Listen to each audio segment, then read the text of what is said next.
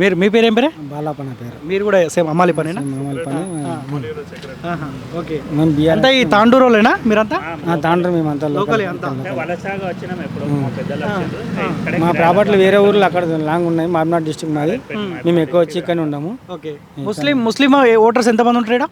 ముస్లిం 20-25 తక్కువ గంజిలా. సో వాళ్ళు ఎటువైపు అనుకుంటారు? ఏ పార్టీ వైపు అనుకుంటారు? వాళ్ళు ఎక్కువ మటు కాంగ్రెస్కే సపోర్ట్ చేస్తారు వాళ్ళ వారికి, ముస్లిమ్స్. వాళ్ళ వారికి. మేము మాత్రం అంటే రాష్ట్ర స్థాయి అంటే ఇక్కడ ఉన్న కాంగ్రెస్ కానీ బీఆర్ఎస్ కానీ ఏమున్నా మేము చేస్తాము.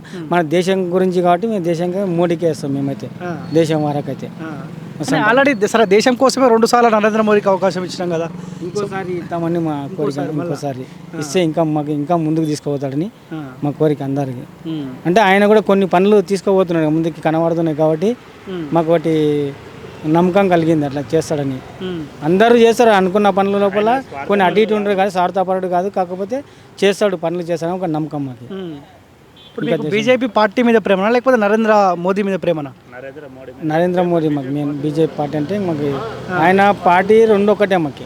మోదీ అన్నా సరే బీజేపీ పార్టీ అన్నా సెంటర్ వరకు అయితే కంపల్సరీ బీజేపీకి వేస్తాం మేము. అంతే. సెంటర్ ముగ్గురు అభ్యర్థులు తెలుసా? కొండా విశ్వేశ్వరరెడ్డి, రంజిత్ రెడ్డి, కాసాని జ్ఞానేశ్వర్. ఇప్పుడు మీరు బీసీలే కదా, బీసీలే. మరి మన బీసీ బిడ్డ కాసాని జ్ఞానేశ్వర్ పోటీలో ఉన్నాడు. ఇప్పుడు చాలామంది రెడ్డిలు ఉన్న చోట మేము రెడ్డికే ఓటేస్తామంటారు. ఇప్పుడు మీరు బీసీలు కదా, మీరు కూడా అనుకోవాలి కదా నా బీసీకి ఓటేస్తామన్న ఆలోచన మీకు రావాలి కదా. కొండ విశ్వేశ్వరరెడ్డికి ఇన్నిసార్లు మస్తార్లు ఛాన్స్ కాలేదు, ఈసారి ఛాన్స్ ఇస్తామని అందరం అనుకుంటున్నాం. అంతకుముందు గెలిపించిన 2014 గెలిచిండ్రు, మళ్ళీ ఇంకోసారి ఛాన్స్ ఇస్తాం అన్నట్టు మాకు అట్లా. మీరు బీఆర్ఎస్ పార్టీలోనే ఉన్నారా? BRS party. సో మొత్తానికి అదే పార్టీలో ఉండి ఆ పార్టీ అభ్యర్థిని ఓడగొట్టడానికి సిద్ధమయ్యారు మీరు. అంటే ఇంకా మేము అందరంటే అందరు ఎవరు అభిమానం వాళ్ళకు ఉంటుంది కదా. ఇప్పుడు నీ ఓటుతో పాటు నీ ఫ్యామిలీ ఓటు కూడా అటే పడుతుందా?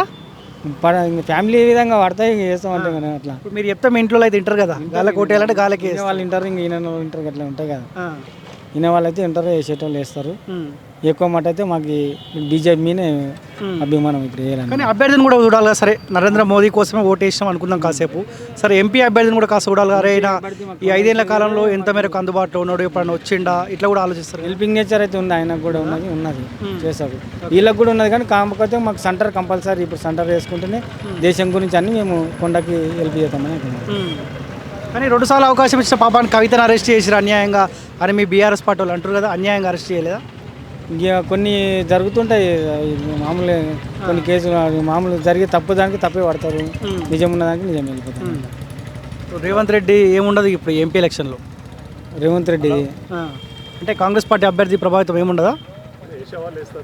ఎవరెవరు అభిమానం వాళ్ళకి అంతే.